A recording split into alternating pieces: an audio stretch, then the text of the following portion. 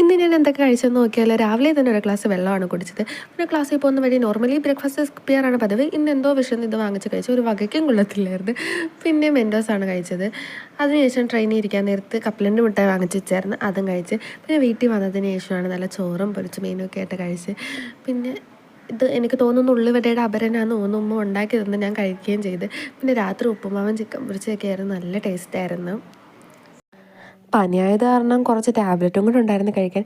അങ്ങനെ അതും കഴിച്ച് പിന്നെ കഴിച്ചത് കുറച്ച് ഡ്രാഗൺ ഫ്രൂട്ടായിരുന്നു. എനിക്ക് ഈ പനിയായിട്ടിരിക്കുന്ന സമയത്ത് എന്തെങ്കിലും ഷേക്കോ ഐസ്ക്രീമോ ഒക്കെ കഴിക്കാൻ ഭയങ്കര കൊതിയാണ്. അങ്ങനെ ഒരു ഐസ്ക്രീമും കൂടെ കഴിച്ച്. അങ്ങനെ ഇന്നെനിക്ക് ഇത്രേ കഴിക്കാൻ പറ്റുള്ളൂ. ഈ വീഡിയോ കാണുന്നവർ സബ്സ്ക്രൈബ് ചെയ്യാൻ മറക്കല്ലോ കേട്ടോ.